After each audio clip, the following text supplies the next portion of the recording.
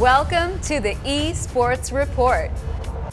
On today's show, we take a look at the latest developments in the LCS. 20% HP. We follow the Fragbite action at the 2013 Masters Cup. From Kyoshima, but then Freiburg comes right back. And take a trip over to Sweden for Starcraft and CSGO. Ja, det verkar ju faktiskt som att... Hello again and welcome to the eSports Report, where we bring you all of the latest developments in the world of competitive gaming. I'm Chris Puckett, joined as always by Desi Sanchez. And Desi, this week saw League of Legends take the stage with a number of big tournaments. Absolutely. This weekend, Riot Games kicked off the Battle of the Atlantic in Cologne, Germany.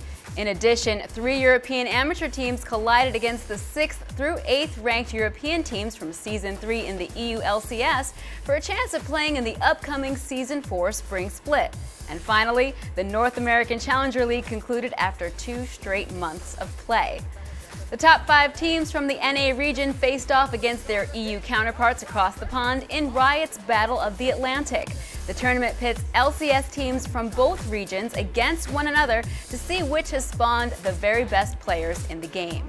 Play kicked off Saturday with North America's Dignitas versus the recently renamed Alliance representing Europe. Alliance dominated Dignitas and went on to end the game with a poorly mannered fountain stall, highlighting just how mismatched the two teams were. Alliance later issued a public apology for the play. Team Solo Mid showed similar dominance over the completely new Lemon Dogs roster, earning 2 points for NA to take the lead 2-1. I think they have potential. Lemon Dogs, they have shown that they aren't that bad, and a little bit more work, and they probably could be a top LCS team. Play resumes Friday with CLG taking on Alternate and culminates in a rematch of the World's quarterfinal with Cloud9 and Fnatic on Sunday. Out of the challenger scene, Copenhagen Wolves, KMT, and Super Hot Crew XD rose up for a chance to be in the EU LCS for Season 4. The biggest surprise came Sunday as KMT swept the much-favored NIP roster to qualify for the upcoming season. Alongside KMT, Copenhagen Wolves replaced Meet Your Makers, but SK Gaming hold on to their spot with a 3-2 defeat of Super Hot Crew XD. And to fill the off-season, the North American Challenger League was assembled, where the top 10 teams without a guaranteed LCS spot gathered to compete. This included summer split teams Curse, Coast, and Velocity eSports. After 2 months of round-robin play, Coast and Complexity emerged above the competition in the postseason playoffs to meet in the finals. Despite Complexity leading early, some miscommunication in a team fight turned Game 1 in Coast's favor. The two teams then traded Games 2 and 3 to move the series to 2-1. They want to go for champion kills. Mega Zero goes in, gets caught out once again, picked up before the fight even starts. Now it's Ninja Cat running in, going down, taken away. Once again, there's no team fight there. Shifters Ari got off to a great start in Game 4 to help Coast lock up the series and secure the title of NACL champions. Congratulations to Team Coast on their victory. And in order to get some expert insight on all of the League of Legends activity last week, we sat down with Riot's own Trevor Quickshot Henry. Hey guys, my name's Trevor Henry, also known as Quickshot. I am a full-time shoutcaster for Riot Games, covering the awesome League of Legends. The two key elements that determined the 3-0 victory for KMT was that KMT played patiently and controlled, which is something that a lot of amateur teams don't execute very well. And at the exact same time, the Ninjas in Pajamas, with a relatively untested roster, simply didn't have in-game leadership to make decisive calls. They could have been making bad calls and committing to fights and objectives, but simply no calls were being made. The Lemon Dogs as a team has far more weaknesses than strengths at this point in time. The performance that we've seen against TSM in the Battle of the Atlantic was abysmal, to say the least. I feel that their picks and bans were incorrect and they were making assumptions that don't necessarily fit the meta. I feel the decision making in game was problematic and they weren't adjusting to their opponents. So going into the LCS, if the roster sticks together and the Lemon Dogs are committed to developing this team, they have to learn a lot of the basics. They have to practice their 2v1s. They have to get up to speed with champions, picks and bans and current meta trends, and they really have to play the catch-up game before they're going to be any sort of threat to the current LCS teams. The biggest surprise from last weekend's Battle of the Atlantic and LCS promo series has to be Ninjas in Pajamas completely crumbling under the pressure. I feel like a lot of the games where the predictions were made ended up coming true. SK versus Super Hot Crew was going to be the closest match. It went 3-2. Alliance stomping Dig was predicted and TSM stomping Lemon Dogs was predicted. But nobody predicted Ninjas in Pajamas going completely the opposite direction. A lot of the pros we spoke to leading up to it said this is going to be NIP winning 3-0. And after talking to the players, realizing the pressure got to them, the weight of potentially losing their jobs, and unfortunately having all the roster swaps of losing to Fissio and losing Bjergsen counted against them. TSM has 100% improved their roster. There's no doubt in my mind that the inclusion of Bjergsen to replace Reginald is a step in the right direction. Bjergsen does many of the same things that Reginald does. He can split push, he can play all-in assassins, but he also adds to the champion roster that TSM can draw from in the mid lane. Their rotations were good, their calls were good, their in-game decision-making was superb. And I feel like if TSM can continue channeling that style of play, they are going to be a massive threat in the North American LCS next year. And I am officially going on record to say that I think Cloud9 may want the win more, and my gut is telling me that they have a good chance at taking Fnatic out. Thanks for chatting.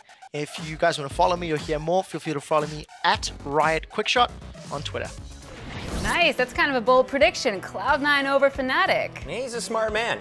Well, guys, this weekend, Challengers Determined Gaming, The Walking Zed, and Cognitive Gaming face off against Season 3 LCS teams Evil Geniuses, Coast, and Curse to determine who will represent the league in Season 4. The teams that don't secure an LCS spot this time around won't be missing in action though, but will be joining Riot's new sponsors Coca-Cola and Coke Zero in their sponsored amateur league. Well, that's what's going on in the League of Legends world. Now, for fans of PlanetSide out there are some notable improvements headed your way. Operation Make Faster Game, or OMFG for short, hits Phase 2, bringing some serious improvements to the physics systems in-game and a huge revamp of the continent of Esamir. Now's the perfect time to get into PlanetSide 2 if you haven't already, so just head on over to planetside2.com and learn more. OMFG, gotta love it, Higby. Now, when we come back, we break down the results from the Fragbite Masters Cup. She's picking up one as well. Flaren gonna get the... Recap the MLG Call of Duty 2K Series tournament. Somebody please stop this, man. And we sit down with Solid Jake to talk Smash Brothers. Just kind of acknowledge it as an esport. Welcome back to the eSports Report. Now guys, before we go any further, we want to take this opportunity to let you know that MLG is finally unleashing its own Xbox avatar items on the Xbox Live Marketplace. Make sure to pick up your MLG avatar t-shirt as well as an MLG main stage set complete with Pro Circuit trophy and animation. Look at this little guy. He's so cute. You know you want one, Desi. I'm gonna get 5. Number 1. Trophy party.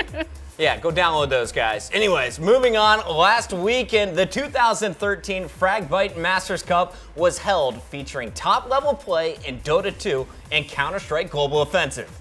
On the Dota 2 stage, Fnatic and Alliance squared off in a clash with the Titans for the title of champion. Alliance has been the most successful Dota team in 2013, taking home 6 first-place finishes in premier tournaments heading into the Fragbite Finals. Fnatic had 5 top 2 finishes to their name in 2013 and gave Alliance all they could handle in the highly anticipated match. The two teams battled back and forth through the best-of-3 series. While Fnatic took a small lead after the laning phase in Game 3, Alliance proved too strong in the team fights and edged out a 41-minute victory with a kill score of 25-19. Alliance takes home over $15,000 for their effort, while Fnatic will walk away with $7,800. All right, Alliance showing them how it's done. Meanwhile, over in the world of fighting games, the best players from around the world gathered in San Francisco for the day-long marathon known as the Capcom Cup. The tournament featured Street Fighter vs. Tekken, Marvel vs. Capcom 3, and Super Street Fighter 4 Arcade Edition, with 20 grand up for grabs across all 3 games. EVO champion Infiltration claimed the first win of the day in Street Fighter vs. Tekken, going completely undefeated in his run to the finals, finishing off with a 3-0 win over Tampa Bison. NY Chris G took home the Marvel vs. Capcom title, while Sako put on a crowd-pleasing performance and won in dominating fashion to take the Arcade Edition trophy. He goes for the shenanigans, and he's got it from the front. Sako no go! He takes Capcom Cup 2013 in dominating fashion. At the end of the day, Infiltration walked away with 6 grand, while Chris G and Sako took home $3K each. Taking a look at Call of Duty, in this weekend's MLG 2000 series, we saw Curse Las Vegas meet Complexity in the finals. With former Impact teammate Killa Nui on Curse and Karma on Complexity, this was a reunion of the COD World Championship roster and a rematch of the Complexity versus Impact rivalry. After Complexity took Game 1, Curse looked poised to take Game 2, Search and Destroy, on Sovereign, but Karma had other plans. Here we go. Let's get on board with Karma. This has been the Miracle Maker in the last pass. Actually, I guess you could say 3 rounds. Karma is going to spot a little bit of hit fire there. Don't know why he did that, but he's going to go ahead and try to recover. Spots him. Oh, does not get the kill. Miracle's able to get him, but doesn't have time for the defuse. Nah, yeah, he didn't have time for the defuse. So, yeah, you know, smart play. You know, Karma shot those shots, kind of baited him out. Complexity claimed the W this week and the lion's share of the pro points. Curse Las Vegas, Dare 2K, and Envy round out the top 4. And switching gears, it's been a banner year for Super Smash Bros., with a highly praised documentary being released and numerous tournaments still going strong. We sat down with Solid Jake Kulinski to discuss the recent developments.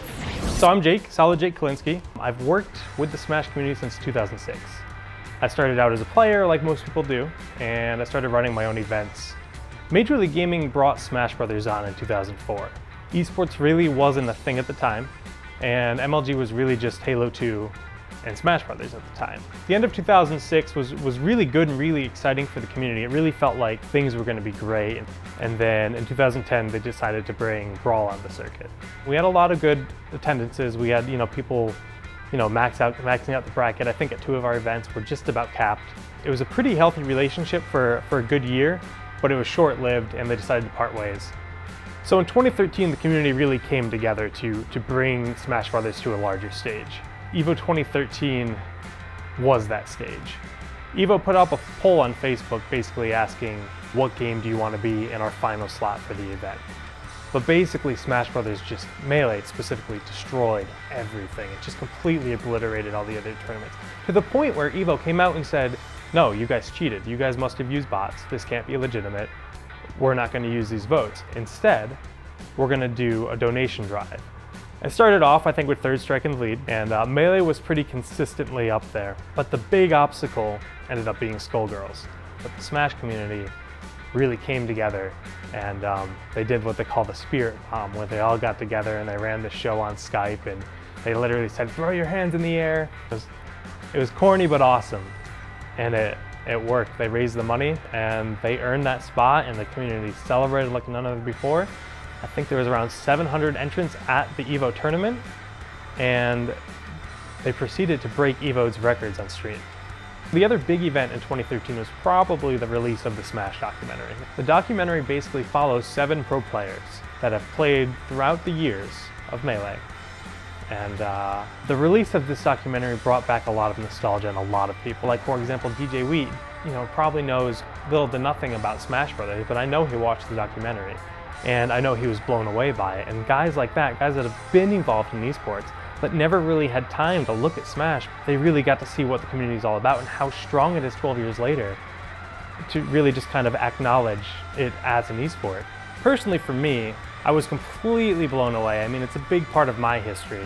So we're actually going to be doing a show here at the MLG headquarters where we're going to be broadcasting the entire marathon. We're going to be interviewing a lot of familiar faces, and we might have some show matches with it as well. So it's going to be a lot of fun, and I'm personally like incredibly excited. And that's going to be December 21st at 2 p.m. So you should definitely check it out. I mean, we might have some of the legends that have been around the community over the years. So December 21st, 2 p.m., MLG.tv. Check it out. Awesome. Seems like Smash is making a big comeback. Yeah, it's pretty awesome to see this amazing community rallying behind the game they love. Smash Marathon this weekend on Saturday. I know what I'm doing this weekend. It's going to be a fun time. Gotta watch it. Now, when we come back, we'll be bringing you the latest Starcraft news from Team Story Cup. To be honest, and we are very happy with our team now. We'll take a look at Naniwa's recent results in Sweden. And of course, Puckett will break down the top 5 plays from this week in esports. Don't go anywhere. 5 moments. Welcome back, everyone. The 3-month-long Acer Team Story Cup season came to a close this weekend in Germany. The 4 top-seeded teams from the regular season, Acer, Western Wolves, Axiom, and Liquid, made it into the playoff stage to fight for the $10,000 first prize. The finals came down to Acer and Axiom. Now, despite Nurchio's absence, Acer rolled to a 5-1 victory over their partner team thanks to their 2 Terran aces. Innovation took the first 2 games in the series, then lost to Crank. But MMA came in and took 3 straight games to secure the win for his team. GG being called. I say once again hi to Nurchio. And please bring the trophy for Team Acer, the winner of the Acer Team Story Cup Finals powered by Intel. Congratulations to Acer for the win and the $10,000 first place prize. Now, Sweden is a country known for its esports enthusiasm, and one of its biggest national tournaments, the Svenska eSports Cup, entered its grand final stage last weekend. On the Starcraft 2 side of the event, Naniwa was looking to end 2013 on a high note with his first win since June. His opponent was Bishu, who took first at a Svenska Cup event earlier back in May. The Best of 5 series featured some insane finishes, including a proxy gateway build from both players that ended in a base trade with probes. Naniwa was able to persevere through the madness and take the series 3-1, securing the $20,000 first place prize. Congratulations to Naniwa for finishing 2013 on a definite upbeat. Now, meanwhile, Starcraft 2 wasn't the only game going on at the Svenska Cup. Sweden's always been big on supporting Counterstrike, and this weekend saw some incredible CSGO action, with Ninjas in Pajamas taking on LGB eSports. All 3 sets in the finals went to at least 29 games. LGB took control of the series with a 16-14 win in the first set, but NIP won the next 2, including an epic 15-15 match point win in the second set. NIP sits solidly at first place, followed by LGB eSports, with SK Gaming and Olygon tying for 3rd. Man, NIP has been busy, it seems, because not only did they win the Svenska Cup, but also they found time to somehow compete at the Fragbite Masters Cup. The team is one of the biggest names in Counterstrike, and they found themselves back in the finals at Fragbite. There they faced Clan Mystic, who came into the match as one of the dark horses of the tournament. The 2 teams had never faced each other in the finals of a tournament, and NIP set the tone early by jumping out to a 10-1 lead in the first set. After closing that out at 16-3, NIP had a little more trouble in the second set. They were only ahead 2 rounds at the half, but managed to get on another roll and take the series with a 16-9 win. Some really incredible play there from the legendary CS team. They take home first place over Mystic, LGB eSports, and Team UG. Now, speaking of incredible play, you know what time it is. It's time for the top 5 plays of the week. That's right, so here we go, ladies and gentlemen. It is time for your eSports Report top 5 moments in eSports from last week. And coming in at number 5, we got a play from the Acer Team Story Cup, where Ryung demonstrates his mastery of more than just Starcraft. What the hell? Really? Yeah. What the hell? Ryung, he forgets to put the other hand on the table. Okay. Such a beast. What an amazing final of the... Oh, but no, we come back to the right hand. Alicia's getting into this.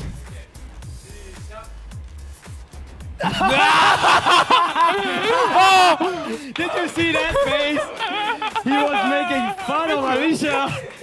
It's all about the strategy. Coming in at number 4, it's definitely the craziest play in Dota this week. Miracles with a do-or-die base raid to beat Team Titan. Try and get out. Are they going to TP anyone back? Where is the clockwork? Where's the clockwork? Oh, RTK doesn't have a TP skill. They're going to lose their melee racks as well. Look at Miracle doing work there. Miracle's going to hit the tier 4 tower. He's gonna lose the replicate. Did he lose the replicate? Yeah, oh, he did. But he says a TP up. He says a TP. He doesn't look like he's gonna come back. He's gonna go for the tier 4 towers here. Miracle going to do work here. Going to try and end the game. He's going to try and end the game. He's gonna try and end the game. KOXY just buys back. They want to buy as much time as possible for Miracle. Miracle's going for the throne. He's porting out, but Salah, he gets hooked. Oh no, Salah gets hooked. Oh boy, Miracle's gonna finish the throne. Miracle's gonna take the throne. He's gonna take the throne. Throne down to 1000 health. Throne down to 900 health. RTK comes back. Wave forms away. 300 health, 200 health. Oh my god. Some ridiculous there at number 4. At number 3, TSM takes on the Lemon Dogs in a 2v4 team fight with an impressive show of skill. They are going to put it to a 2v1. Tibbers is chasing as well, and it's going to be Sirius always there in the last moment. Sirius to save Crazy Caps, and he does. Flashes over the wall. How is he 2v1ing with the Tibbers on his back as well? Wild Turtle finally picks up the kill. I'm so fresh now to try his hand. The blue buff is there. He gets a punch. Ask questions later. Turtle's going to have the red buff proc on. No, actually, the red buff wears off. The blue buff is only there, and he may be able to kite it. Wow, the kill goes down, and the Siege Minion. Blue Minion OP. That's TSM for you. Check out my boy Crim6 in Call of Duty here at number 2. He's in total beast mode for this killing spree. This guy is on a 4-kill streak, shooting some bodies, going big, going for another one now on a 5-kill streak. Somebody please stop this man. He's about to run out of bullets with the mini bullets as he's putting into those dead bodies. Going for another one, gets that drop shot. Goes on a 6-kill streak. Mr. X, can he go on a 7? Yes, he can. Oh, man. Oh, this guy can't stop him. Crim is on a tear right now, and you know, oh my god. I mean, Crim is unreal, man. I mean, we've seen stuff like that on LAN when. And the number 1 play this week comes from Super Smash Bros. At the Kings of Cali event produced by VG Bootcamp, when Fly Amanita has an unbelievable comeback to beat Silent Wolf Star Fox. For more great Smash content, go to youtube.com/videogamebootcamp. He's got an up air. Oh, the dash is Nana dead? Nana's dead. Nana's dead. Yo, if he comes back with the Sopo, he's the man. I'm calling it right now. It's gonna be super hard. Ooh. Oh, wait a minute. Wait a minute. Wait. Oh, he's coming back with the Popo. Oh, what? No.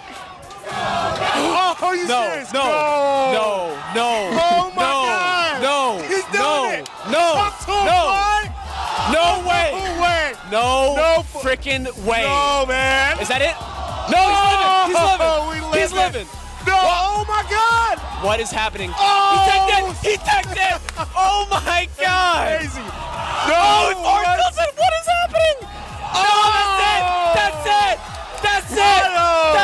Oh! They arrest him! That's going to do it for this top 5. Join us next week and check out our YouTube channel at youtube.com/Major League Gaming.